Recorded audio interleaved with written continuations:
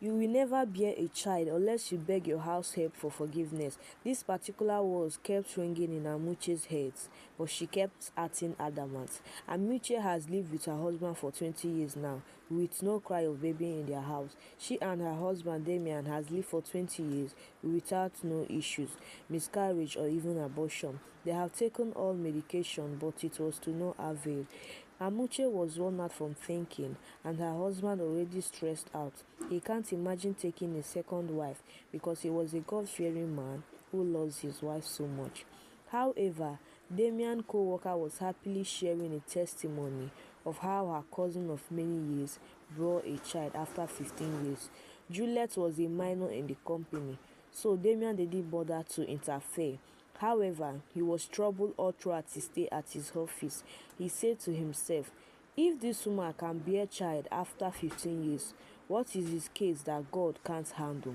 So he took up his courage and summoned Juliet. He asked her questions which she answered, including of fixed dates to see this man of God. He was, however, surprised to hear that this man of God doesn't accept a penny for such wonderful service. He told his wife about this, and they all agreed to visit him on Tuesday. There were a crowd that day, and Damian with his wife took a cab. They were number 150, but as God will have it, their turn came, and it was time for the man of God to minister to them.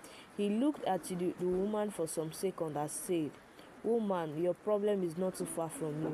At this, Amuche was relieved, thinking it was something money can solve, but she was surprised as he digs further. He told them a girl once stayed with them and she was maltreated all through her stay. That there was a day she beat this girl, threw her outside the rain just because she lost money on her way home.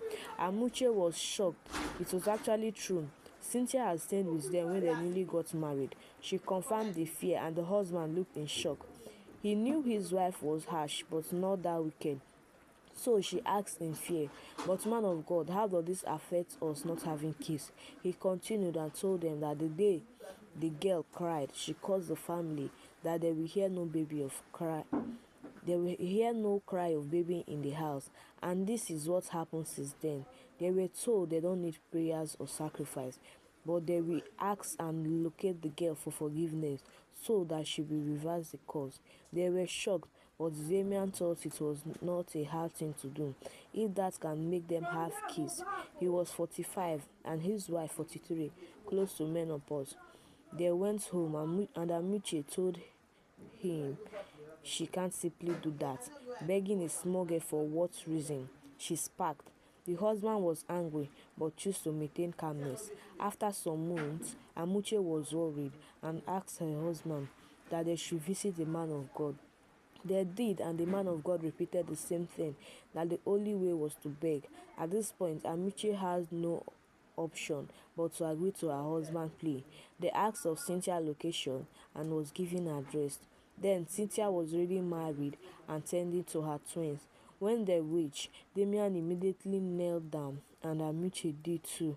They begged Cynthia, who broke down with tears. She sobbed and told the couple of how her aunt was always maltreating her, making her a hawk even though her husband provided enough. After all that, she made her do domestic work too. She said that particular day she overgave a customer balance, thereby making her money not to complete. She sobbed and they told them how the auntie flogged her with a strong whip, pushed her outside with no food that night. She said she cried and caused her auntie order the rain.